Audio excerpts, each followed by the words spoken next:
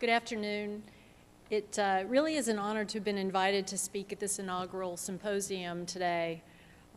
It's quite heartwarming and encouraging to me that Cal Poly has taken a leadership role in discussing issues that will further the continuation of strong journalistic integrity through bringing together folks who are journalists already, but also the inclusion of students.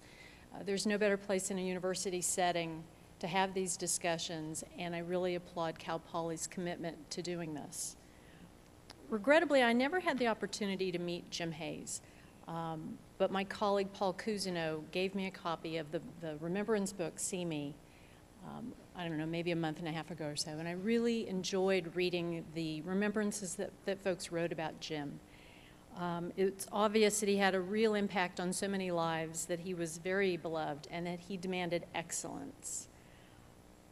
Claudia Buck wrote in her essay that Jim taught his students how to be better keepers of the craft of journalism. And that really stuck out to me as I was preparing to talk with you today, because I thought that's really what we're all doing, is wanting to be better keepers of the craft of journalism and trying to figure out how to pass that along to journalists who are going through a program now and who will come through in the future. I'm really quite fortunate to have spent my entire 30 years in journalism, and I can't believe it's been 30 years, but to have spent all of that time at the Wall Street Journal. The Journal really believes in the idea of being better keepers of the craft, and the company and the newspaper, and I guess I can't call it the newspaper anymore, the brand, we spend a lot of money and time and energy working and talking about how to be better keepers of the craft. The paper has an incredibly long-standing commitment to the highest journalistic standards, and I think when I tell you a little bit about my role and my colleagues' role, you'll see that they really do put their money where their mouth is, and I'm so grateful for that. Our readers' trust, like your readers' trust, your viewers' trust, is your most valuable asset. And as you've seen time and time again with colleagues at other places, it only takes a small problem to break that bond and break that trust. I think that I may very well have the best job in the world, or at least I think that. I tell myself that all the time because I love what I do. I get to spend most of my days just like what we're doing today, debating and talking about different ethical issues in journalism, what works, what's not working. But then I get to take the next step, which is to actually participate in seeing if what we've just decided works in reality in real time, or if it doesn't. The Standards and Ethics group of the Journal is made up of a team of 5 journalists. I am spoiled. There are 4 of us in New York, and there's one we've recently placed in Hong Kong. Because we're a global media organization, it makes sense to have someone outside of our time zone who can help our Asian colleagues as well as our European colleagues in the morning. All of us focus on various aspects of ensuring that the journalism that we produce at the Journal is of the highest caliber. I work inside the newsroom. I'm not a public editor. I'm not an ombuds person. We don't have that at the Journal. And I won't take time to do it now, but I'd be happy to speak with you later about why I think that inside model really works for us. It's definitely preferable for us rather than having a public editor. Our group and the entire Journal newsroom is also supported by a team of 3 of the finest First Amendment lawyers in the country who work in-house. And that is their only job, is to support the journalistic efforts at the Journal, help us with access issues, lawsuits, claims of libel, you name it. They're there to support us. So as the editor of Newsroom Standards, I wear a variety of hats. And I'll describe a few of them to you in brief so that you'll have a sense of how my perspective on journalism ethics came to be and the foundation from which I'm coming from. So as part of my job, I travel with our lawyers to our bureaus around the world, and we hold mandatory but incredibly lively seminars with the staff. We try to reach each of our reporters and editors within a 2-year period, which is pretty aggressive, and we don't always meet that time frame. But I'm amazed after 10 years or so doing this job that I can still get not necessarily stumped, although sometimes stumped and I have to just push back from the table and say, you know, I'm gonna have to think about that and consult with colleagues and I'll get back to you. But just how yes, we hear the same questions a lot, but how there's just a twist and a nuance, and journalism continues to change, and even the regional differences that we hear from our staff members. In addition, I work with journalists before their toughest stories are published, which is one of the most fun things that I get to do.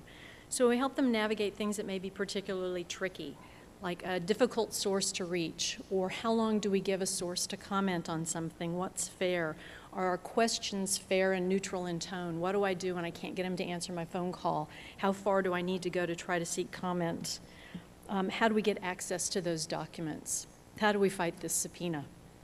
I also help mediate post-publication problems, and I do what my husband sometimes calls forensic editing. So after a story's been published and the body is dead, I get to go in there and rip it apart and try to find the bullet and figure out what killed it. And then to determine what do we do if we've done something wrong, what do we do to remedy that problem.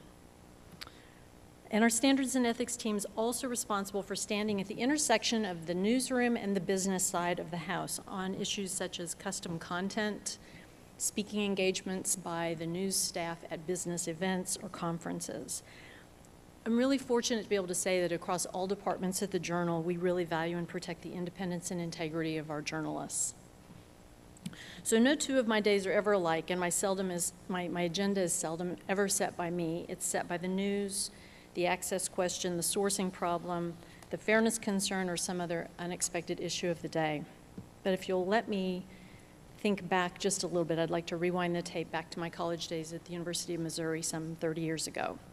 When I went to J school, you set yourself on a fairly narrow track. Did you want to operate a TV camera, be on the air, or shoot photos, or did you want to write or edit? And if you wanted to write or edit, did you want to do it at a newspaper or did you want to do it at a magazine? And you really weren't ever going to go out and shoot photos for the story that you were going to write. And no, you weren't going to be asked to write an article and then go out and shoot video for the TV station. And upon graduation, you took that one skill that you had really honed and you went to work for a magazine, a newspaper, a radio station, or a TV station.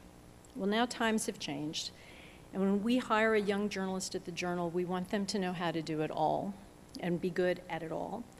So this new journalist may come in and write a story, maybe take photos, shoot videos. It'll go up quickly on our mobile TV app, be available to be interviewed on our Hub web show, be able to put together an amazing Storify package, pull in user-generated video from Storyful, tease the photos out on Instagram or Twitter, host a spreecast, and continue to write through the story throughout the day. That's a huge change in really not that many years. The skill set of a recent college journalism graduate and the demands on them so exceeded the skill set that I had at that age and that I have at this age. And the pace of expanding and expected skills really doesn't show any sign of slowing. Here's another change: how we engage with readers and viewers and sometimes our sources. In many ways, our relationship with our readers and viewers now is a lot less formal than it was when I first started. At times, our voice and how we tell stories is more conversational.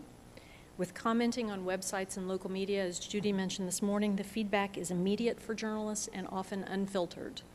We don't have to wait for days for the snail mail letter to the editor to arrive to find out how the story was received anymore. And sources can publish now, too. I don't know if you've encountered this, but we certainly have. They can put their own spin on on their own website about a reporter's questions before an article is even published, which is sort of interesting, and I think it's raised the game for some journalists, and I'm glad to see that, because you certainly can't go in and ask a bunch of bias-loaded questions anymore and not get called on the carpet for it. There used to be a closed curtain between readers and journalists about how stories were reported. That curtain is being drawn back now in some places, and I think it's good. We're all experimenting with greater transparency, which is one of the new buzzwords in journalism. A week ago, the Journal published a story, maybe a week and a half now, the Journal published a story out of Hong Kong about an Indonesian woman who had left her country to become a maid in Hong Kong. And Hong Kong law requires that the maid live with the family because they have a housing shortage in Hong Kong. And this woman found herself, no family with her, under the employment of a Hong Kong family, and found herself being sexually abused and raped by the brother-in-law of her employer. So this story, this immersive project that our reporters got involved with, was a fascinating journey, and it took some amazing twists and turns. One of the twists was a late-night phone call I got from a very upset reporter who said, "Do you know that there's a law in Hong Kong that says You cannot identify the victim of a rape, even if she chooses to be identified. So we had a woman who had been raped by her employer's brother-in-law. She wanted to tell us the story. She wanted her story published about how she stuck it out and sought justice and some of the strange Hong Kong laws that hampered her along the way. But yet we could not identify her, even though she wanted to be identified. So this story was months and months in the reporting. And the team in Hong Kong managed to work the story in a way, with the assistance of our attorneys, so that we could tell her story without identifying her. But we thought that there was so much more of the story to tell than we traditionally would have done. What the reporters went through, how they found this, how they became involved not involved, but how they became aware of the story of these maids, and how the Hong Kong laws were so defeating to these women. So the old journal we would have all talked about how cool that was back behind the scenes about how the reporters had found the story. But now there's no reason not to share some of that with the readers. So the editor of the Hong Kong edition did a series of audio podcasts that are on the website with the immersive about her that talks about some of the challenges of reporting this story. And I think it's really interesting, and I think it adds a lot to what a reader will have when they experience this. In some cases, we're still not going to or can't share how the journalistic sausage is made, but sometimes it does make sense. And for some new media ventures, I think it makes sense a lot of the time and works for them, so that's great. One other change I want to talk about is the role of readers and viewers. In addition to the commentary they can post and their participation in our stories through social media, user-generated content is a growing part of how we tell some of our stories, and it's presenting some of its own unique challenges, which I'm, again, happy to talk about later. So we're all dealing with the fact that the needed skills have changed, the platforms have changed, the audiences have changed, the competitive landscape has changed, how we engage with readers and their role in our journalism has changed. And last but not least, of course, the business model has changed, and don't we know that? I've only skimmed the surface of how much has happened in the last few years. So what do we do with all of this change? Well, I don't think there are a lot of options. I think the only thing we can do is embrace it and hold on and try to figure out how to take advantage of it in a way that positively impacts our journalism.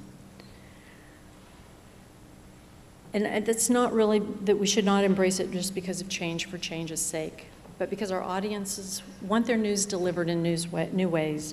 And because I think there's more than one way to tell a story, and I think there's a better way to tell a story often than we've been able to do in the past. A well-informed free society needs a healthy free press. And if we don't acknowledge and embrace these changes, we're out of business. So now on to the most important questions for today.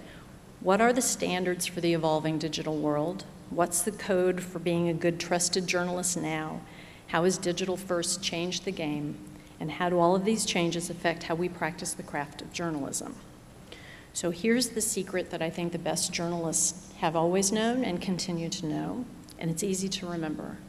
Whether you're writing a 3,500-word front-page story or 140-character tweet, a segment for a newscast, a photo slideshow to go online, the core journalistic ethics and standards that are required are the same, regardless of the platform. Sure, we tinker with the journalistic practices and standards on the fringes of the equation every day. We fully embrace our digital-first newsroom, and we understand that our profession isn't static. There's not just one way to tell a story. There's not one preferred platform. There's not one right voice to have. There's no such thing as a journalist without a private brand anymore. We're making corrections and adjustments to old traditions all the time. However, we're not making alterations to the core values. We know that the success of our digital-first strategy and all of our journalism depends on continuing to build our news franchise on the foundation of the past, and that is publishing trusted, honest, accurate news. So what do I mean when I talk about core values? What's fixed and unchanging in this changing world? Here's my list. Number one, publish only what you know to be true. Good sources are the bedrock of good reporting. 2, always seek comment. Make a real effort. Don't just call the office of the subject of the story after the office is closed, when they cannot be reached, and think that the job is finished. Yes, you can update the story online later if they call in with comment, but you have to make a real effort first. And the tougher the story, the harder your attempts have to be to try to reach the subject. Number 3, always listen to the comment. The person may tell you something that makes you realize that you're on the wrong track or you're dead wrong. Number 4, be fair. People deserve the opportunity to hear what you're going to publish about them before you publish. At the Journal, we call this no surprises journalism, and it is not optional. Practicing no surprises journalism can only strengthen your story unless your story is weak to begin with. Be independent, number 5. Journalists should be free from even the appearance of bias. No financial ties to folks or entities you're writing about. No political contributions if you're writing now or hope to in the future about something that touches on partisan politics. No personal writings on social media or blogs that may out an agenda that you have. We believe in the separation of church and state, the business side and the news side. You're either a journalist or you're a writer of native ads and custom content, or what we used to call advertorial. You're not both. If you're taking money to write a piece with an agenda, that's great, but it's not journalism. Readers can't be expected to believe that you're independent on that issue or possibly others if you've been a hired gun for the business or advertising side. And media companies and publishers should be serious about being transparent about the labeling and display of custom content. Here's a good test, and it's the one we use at the Journal. Could a reasonable reader or viewer be confused about whether what they're reading is unbiased journalism or paid sponsor-generated content? If there's the possibility they could be confused, then I'd suggest to step back and try your labeling again. Number 6, don't publish rumors. Number 7, correct your errors as fully and as quickly as possible. Tell what's right and what was wrong to give readers an idea of the magnitude of the error that you've made. Be transparent online about what material changes have been made to the published stories. And don't allow content to disappear ever online without telling readers and your viewers what's gone and why it was taken down. That's it. We could probably add a few or expand the list a bit, but to me, those are the core standards that just don't change regardless of the platform or the need for speed. I know that not everyone agrees with me. Some pundits say that the new digital world of journalism requires us to relax our journalistic standards and ethics, that somehow old core values are outdated, too rigid, not hip enough for the digital world, and a new code is required. At the Journal, we're sticking with who we are, and so far it's working. Others may take a different route, but I wonder at what point what they're producing should no longer be called journalism. There is a discussion in media punditry land about the difficulty in balancing the push for instant or real-time news with the need for truth, and we touched on that a little bit this morning. But I find the whole discussion crazy, balancing the push for instant news with the need for truth. But since when has publishing real-time news, or any news for that matter, been incompatible with publishing the truth? I think people forget that Reuters, the AP, and Dow Jones for more than 100 years and other places have been proving that truth and speed are not incompatible. You either have the story nailed down or you don't, right? You either have the facts confirmed or you don't. But there's a school of thought being promoted right now that says this is an outdated way of thinking. Instead, they say social media and the digital world give journalists a new option to be even faster. If only we would change our ethical code and quit clinging to our old-fashioned notions. Apparently, these folks say in the digital world, we don't need to wait to publish only what we know to be true. We can publish things that we've heard might be true, but that we haven't yet confirmed, and voila, the community of users will let us know if we're wrong, and they will quickly set the record straight. Kind of efficient. Believers of this school of thought call this the self-correcting nature of social media. So how does it work in practice? I know you probably have seen examples of this every day, from serious to silly. But I'd like to share a story with you that illustrates everything that I believe is right and necessary and good with traditional journalism ethics and how they are still applicable to all platforms at all times. And this story does this by showing just what can go wrong when we turn our backs on these core beliefs. Our story begins in 2012 and stars a blog called the Palmetto Public Record, which few people had ever heard of and which, surprise, surprise, no longer exists. The Palmetto Public Record published a blog post saying that two unidentified, well-placed legal experts expected the U.S. Justice Department would very soon indict South Carolina Governor Nikki Haley on charges of tax fraud. That's interesting, except this blog has no track record of good journalism, and it has given no compelling evidence in its blog post for its assertion. It sounds like a rumor or a great tip to run down. Given the core standards we've discussed, I would expect serious journalists to get to work, making phone calls, visiting sources, digging through documents to find the truth. But what happened in reality was very different. The serious and not so serious journalists forgot that it's not fair or right to publish rumors, to not seek comment, or to publish something that they don't know to be true. But they all wanted to be first, and the frenzy began. The Hill, which as you likely know is a Capitol Hill newspaper, tweeted the assertion. Several prominent journalists who follow the Hill's Twitter account retweeted it. BuzzFeed retweeted it. The Atlantic Wire retweeted it. The Washington Post retweeted it, all in a matter of minutes. The original blogger soon tweeted, "Well, now I know what it's like to watch a story go viral in real time." But the copy editor and me actually would like to change that phrase a little bit and say, now that blogger knows what it means to watch a rumor go viral in real time. The governor later told the New York Times that she had tried in vain to persuade the reporter at the state's largest newspaper to not write anything from the next day's edition about the story. She told the Times, "I remember getting on the phone, and I usually don't do this, but I just yelled at the reporter. I said, 'Why are you doing this? There are no facts here.'" Eventually, Governor Haley had to go to the IRS and get it to release a letter stating that there was no pending indictment and no tax investigation. The original blog post and the ensuing tweets contained not one iota of truth.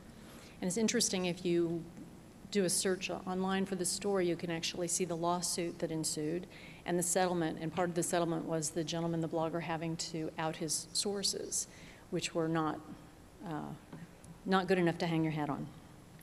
So the failed and poor sourcing of the original blogger and the New World journalism standards of the more established media types who jumped on the bandwagon failed the readers and failed Governor Haley.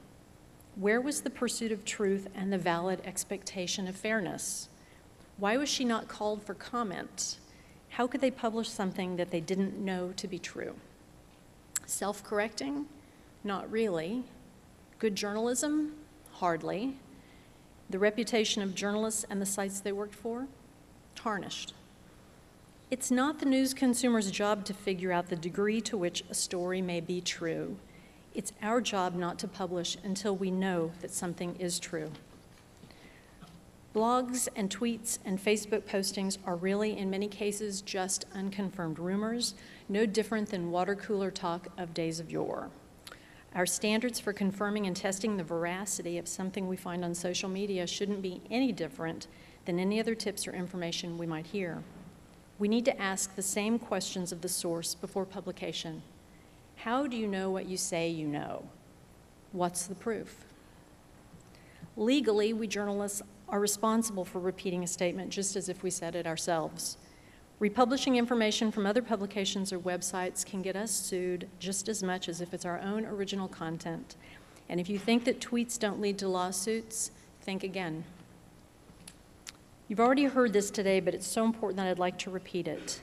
Being right is most important, not being first. At the Journal, we tell our colleagues that we would rather they get beaten on a story than to get it wrong or to get it through unethical means.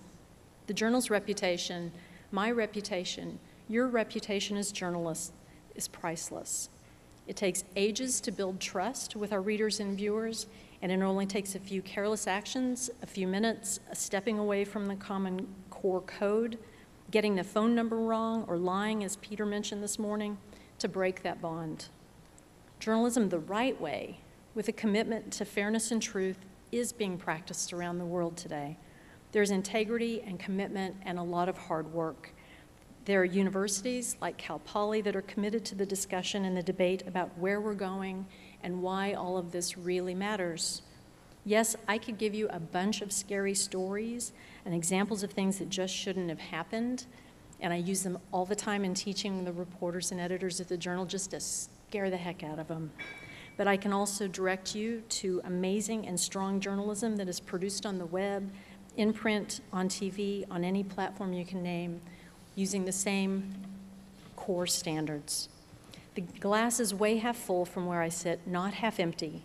We embrace the new technologies, the changes that have come and are yet to arrive, and we are guided and grounded by our solid journalistic ethics and standards. We each have an important role in ensuring that these core beliefs, upon which the best journalism is built, continue well into the future. If you're a reader or you're a viewer, demand the very best from your news outlets. Tell them when they're wrong, hold them to the highest standards, and reward them with your loyalty and subscription dollars when they deliver the goods. If you're an academic, tell and retell the importance of what we do and how we do it. Teach and preach the necessity of strong sourcing, seeking and listening to comment, being truthful to readers, editors, and sources, accuracy, and fairness. If you're a practicing journalist, I know you care about these issues already because you're here today. I would love to hear what you're doing in your own newsrooms and the challenges that you're facing and how you're trying to meet them. When you go back, I hope you can take the enthusiasm of this gathering with you, take stock of how your newsroom operates on various platforms, and lead the charge to right the ship if it's going adrift. If you're a student, I've had a delightful time speaking with some of you today and learning about your challenges and the great ethical decisions that you're making, sometimes in very difficult situations. You guys are going to have to figure out the next chapter in journalism, and I have a lot of confidence that you're going to be instrumental in helping to determine how to create important, essential journalism in the ever-changing business models and platforms of the future. Here's my parting advice to you. Have a ball. Make Cal Poly and Jim Hayes proud. There's no profession that can be more fun, more challenging, and more interesting. And yes, change the platforms, change the tone of your prose, change the business model. Try new ways of connecting with people who are hungry for the latest news, whether it's about Taylor Swift or Ebola or Syria. Yes, find striking new ways to tell your stories and integrate user-generated content. Be bold, be creative, be successful where we haven't been able to be successful. However, do not change the journalistic standards that you've learned here at Cal Poly.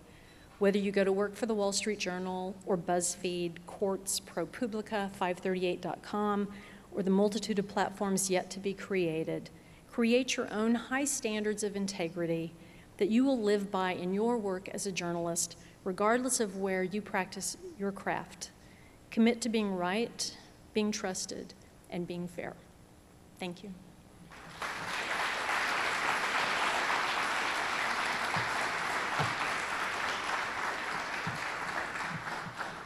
Thank you very much, Karen, for that presentation. Like we did with the other speakers, if anybody has a question that has arisen in your mind as a result of the address here, please, this is your opportunity to come up to the microphone and pose that question. So I would encourage folks who do have questions about ethics and standards, about journalism in this evolving world that we're in, please come up and address the question now. In the meantime, I'll take the prerogative and ask you a question. You've talked about the guidelines and the standards that the Wall Street Journal follows. Of course, as we know, in today's digital world, there are lots of people who, if they have a website, they can publish their own material, lots of bloggers out there who aren't bound by any particular kinds of professional standards. What kind of challenge does that create for outlets like the Wall Street Journal in terms of guarding your own reputation and your own integrity? Well, I think we don't hire folks who are working for those places. I think we hold ourselves apart when we sell our advertising, when we sell our products. I mean, I think we're very different from those places. I'm not certain that this is a new thing to happen in journalism. There's always been unethical journalists. There have always been people with agendas, people who don't follow the core values and core rules, and I think you work to be some place that sets yourself apart from those. And we don't see this a lot, but there are occasionally very disturbing stories about journalists for large publications that will engage in plagiarism. Is there anything that outlets like yours can do proactively to prevent that kind of thing? One of the things that we do teach a lot. We teach and we talk about these things. Plagiarism is one of what my boss calls career-altering moves that you can make at the Wall Street Journal. You know, it's one of the seven deadly sins. And I think the expectation is that you shouldn't do it, and we make the expectations incredibly clear. I sound incredibly preachy today. I don't think I'm as preachy with the staff about this stuff, but they understand, I think inherently, when you're here, this is how you need to behave. I'm not saying we haven't had that problem. You know, in my 10 years, it has come up from time to time, and it's, you know, we don't run our copy through a software program proactively to try to catch somebody. But in this day and age, being a plagiarist would be like the last sin on my list I would commit, because it's so easy to catch. And there are a whole lot of people who are following your work as a journalist who may want to look for a way to discredit you, and there are folks who are just, you know, they're looking for it. So if you're going to take a shortcut, that's not the one I would take. We have a question right here, I think.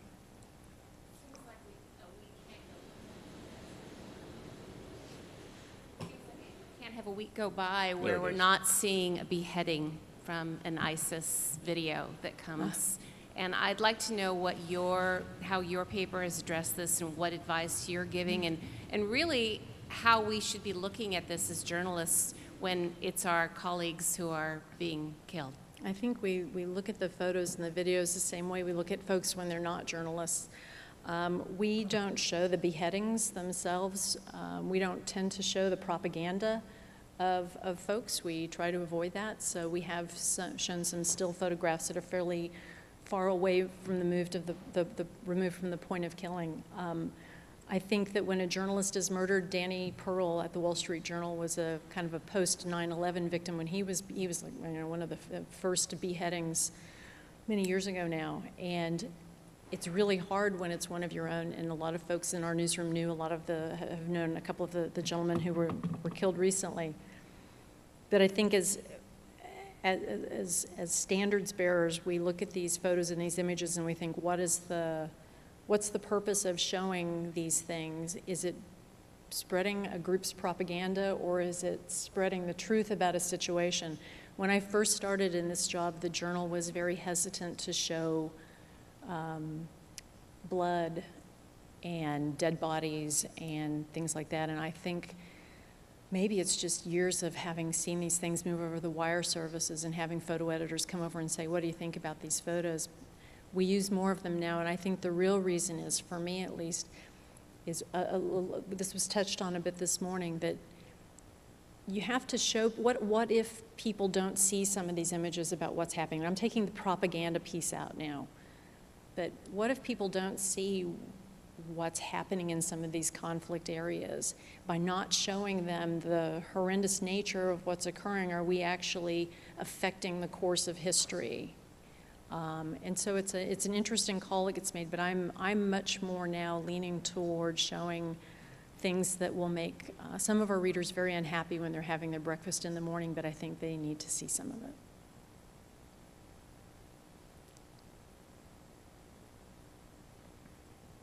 Karen, I have a question for you regarding what you called no surprises journalism. Mm-hmm. I'm kind of intrigued by that. Can you give us a little behind the scenes about how that works? Yeah. So any story that appears in the Journal that's going to discuss a person, a company, an entity, that person or company or entity needs to know what we're going to say about them before we publish the story. So our readers, our reporters are required to make sure that everyone who's in the story knows they're going to be in the story, that no one will be surprised when they open their journal in the morning to see that their company is profiled or that we have a negative story especially about them. And part of that is because we don't think it's fair, and we think our journalism is much, much better when people know what we're going to say about them beforehand and they have a chance to respond. One of the corollary questions, Mary, that often comes along with this from our reporters is, well, how long do I have to give them to get back to me? How long do I have to wait for comment? And I think the answer to that is as long as they need to thoughtfully respond to your question. So if we're going to report a story that says a chairman of a company has been accused of, I don't know, stealing money from the corporate coffers, when we reach that person or attempt to reach that person, he should be able to answer the question immediately. He may want to get lawyered up before he answers the question, but he actually has the ability to answer the question. So I'm not going to say to a reporter, you've got to wait days. But if we're going to do some story about a tobacco company's, what they knew about the effects of cigarettes in the 1950s and studies that they may have done, no one at the tobacco company who was there in the 50s is still there. They're going to have to go back in their corporate archives. So what's a fair amount of time to give them to comment? Maybe it's 3 weeks, maybe it's 2 days. It's very, very situational. But we don't practice ambush journalism, and we actually want people to participate. We want them to tell us why we might be wrong. Before digital, we used to have a joke in-house that we wanted the reporters to be the ones getting screamed at over their steak dinner rather than me getting yelled at by an angry subject of the story over my Cheerios. The story can only be made better if folks know that they're going to be written about and they know they have an opportunity to explain to us why they're possibly wrong, why we're wrong. Another question here. Yeah. That gets tricky though, Mary, now, because now they do have the opportunity to try to beat us to our own story if they know we're going to publish. But it's one of the More downsides. to economic equation, you mentioned brand and franchise. Ezra Klein leaves the Washington Post and goes to Vox. Walter Mossberg leaves the Wall Street Journal and goes to Recode. And Nate Silver has sort of taken his franchise to ESPN or ABC. What is that indicative of? What does it mean, and where does it end?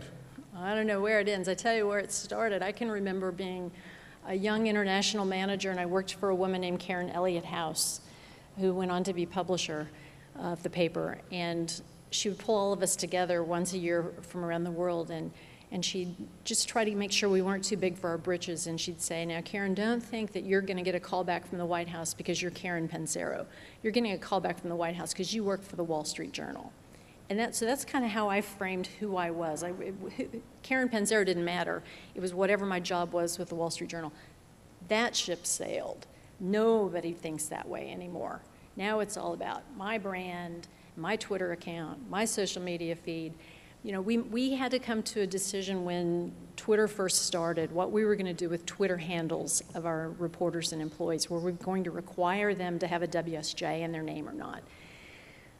We thought, well, you know, what's the legality of this? And when they leave, will they take all of their followers? And we decided in the end that we would put no restrictions on, that we had to let people do what they were going to do. And yes, you're going to have the Walter Mossbergs who leave. And it was a fabulous run when Walt was with us.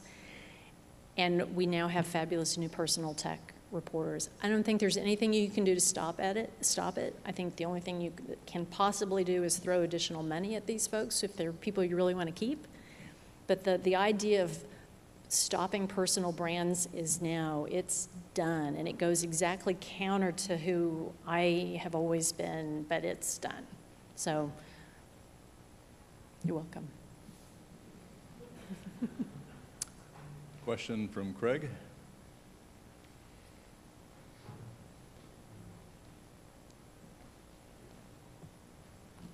Thank you, Karen. Hi, Craig. In my life now, I'm with a public agency dealing with media every day. And unfortunately, the calls I get are not from the Wall Street Journal with you on their right elbow, making sure that they do it right. I'm getting calls from reporters who are not practicing, not aware of, and haven't been mentored in just about everything you said today. So it's, the question I have is, how can you export what you are teaching and practicing at the Wall Street Journal to the wider group of journalists so you can get beyond this room with your wise words? Right. Part of it is we do a lot of outreach, certainly through universities and classes, but I think unfortunately a lot of the education comes down to you as the source of the story and setting your expectations with the journalists of how you will be treated and how you will respond. And you may not have necessarily always the opportunity to just choose not to play ball with somebody. But I do understand that I'm kind of in a little bit of an ivory tower, and that, the Journal is an exceptional place, that it has the money to be able to have a staff of 5 people and 3 lawyers to deal with this. The only way I can think of to stop this is for that ship to be righted, is for journalism schools and universities to continue to be a leading beacon in these conversations. For those of us who have the opportunity and the resources to get out and talk more about it, but also for the sources and the subjects of the stories to demand how they will be treated. Let me add one thing to what was the good answer you just gave. There is another outlet for you and everyone else to work with the press, and it works beautifully. There are a lot of major journalism organizations that are run by reporters, such as investigative reporters and editors, such as the Association of Healthcare Journalists, and there are a slew of others, okay? Some of those organizations, not all of them are professional standards oriented. All of them have affiliates who are in areas outside of journalism. That is a wonderful way for you inside those organizations, okay, to work with the press and try to elevate standards. And I think that it has always surprised me the number of organizations that exist outside of journalism who don't work actively with those organizations. And I always say to them the same thing. You want to improve the quality of things, of course you work with individual organizations and you encourage journalism schools, but the other thing you can do is you can work with groups like that. Right. And I think also, if you're treated badly by a reporter, you call their editor and you let them know. I mean, I get calls several times a week from somebody who thinks that one of our reporters or editors hasn't behaved properly, and we listen. So I think that's another thing that can be done. Karen Pensiero of the Wall Street Journal. It sounds like looks like we have another question. Please, you can come up. We've got time. Of course. So I'm a longtime Wall Street Journal fan. I was reading it when I was 16. Oh, nice. And there were a lot of us who, when Murdoch bought the paper, were prepared to whip out the black armbands. And especially moving forward in the context of the total implosion of ethics at another Murdoch property, News of the World. It's been interesting to see the Journal seem to maintain its standards, but I was wondering if you, as somebody on the inside who's worked there through these changes of ownership, could you talk a little bit about that? Were people freaked out? Was there a change coming down from on high, or was it just business as usual the whole time? I'll be happy to tell you. I'm my 2nd owner and 5th or 6th managing editor, I think, something like that. I'd say that there was, anytime you have an ownership change or even a management change, a new leader at the top of the newsroom, there's trepidation and fear about what may happen. There were folks at the Journal, some left. I can think of one in particular who left just on the principle of the matter. He just had decided that he couldn't be a journalist there. I think that was sort of sad and misguided and short-sighted.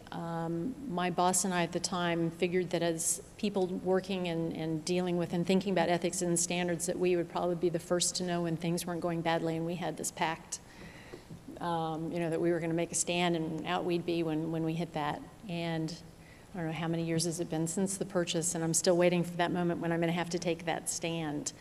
I will say that regardless of who has been the owner or who is sitting in the managing editor's office, I've always been asked to do the right thing. I've always been expected to do the right thing, and I've never been asked to pull a punch.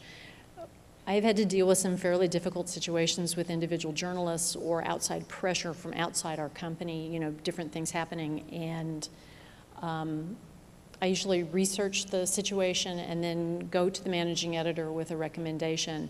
And I can honestly say that it's always taken and that I've never been second guessed. It's a real luxury. Mr. Murdoch, who I think I've met him once.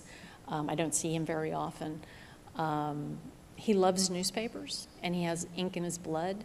And I think he saw in the Journal someplace that was doing the right thing and was performing very well, and he saw very little reason to change it from that perspective. In terms of our cousins across the ocean, they've just caused us problems because it is part of the family. We don't have anything to do with them. We don't share any resources. We've covered that story. I'd say that's the hardest thing, is covering something inside your own corporate family. Because no matter how you cover that story, there's always going to be people on every side of the issue who think you're not doing it right. You're being too hard on yourselves. You're not being hard enough on yourself, right? So that's been kind of an interesting balance. I think that Bloomberg has an interesting philosophy that they choose not to cover Mike Bloomberg and not to cover their own company. I think it's kind of chicken, but it's certainly an easier route to go. But we choose to cover ourselves, and we covered, I think, the story in London with a lot of with a lot of honesty. It personally hit us because our chief executive officer had been in the chain of command in London and stepped down, Les Hinton, and that was actually kind of a sad day for us, because Les really came in and figured out Dow Jones and figured out what it meant to be a Wall Street Journal person and what that really meant. And so his departure was sad for us, but that was beyond us. That was up into the corporate world. So we're really isolated and insulated. And I'm proud to say that the ethics and standards of the paper that have been there for all the years that I've been there continue on. Last call from the audience.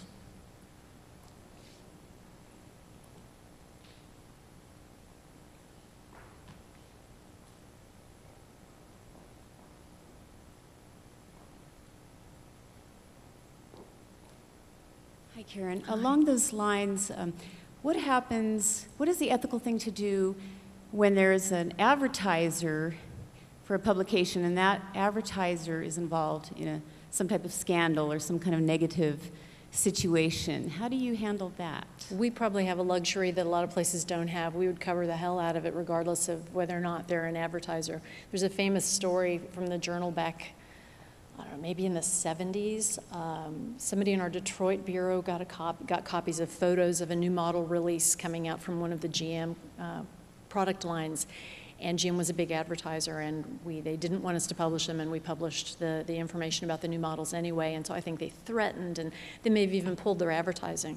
But this is where we again have a little bit of an advantage. We have a cushion. It doesn't matter if any advertiser pulls their advertising. We're still going to be okay. It's a much tougher ethical problem, and it's real easy for me to be high and mighty if I'm at a small newspaper and a major advertiser is threatening to pull their ad revenue. That's a really, really tough call. I know what to tell you to do journalistically and what's right, but economically, what do you do in that situation?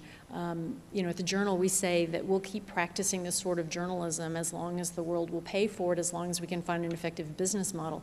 I don't think we're going to change our standards in order to survive economically. So I guess what I'm saying is, if I was at a small newspaper, I might say, you know what? I don't want your advertising, and we're going to figure this out. And if it means we close this paper, some things are worth doing on principle. But that is a really, really hard call. There is definitely a wall between there are two walls at Dow Jones, at the Journal. There's a wall between the news department and the editorial page. One of our old editors, Bob Bartley, used to joke that you get two newspapers for the price of one, because the editorial page has their own reporting staff, and they go off and do their own stuff. But there's also a pretty serious wall between the business and the news side, and only at the highest levels in the news department are the business side folks or the advertising people supposed to be talking to journalists. So we try to make it easier on the people who are covering those beats, that they're not feeling the impact by having the advertising people telling them what's happening with their key accounts. Karen Pensiero of the Wall Street Journal, thank you very much. My pleasure. Thank you.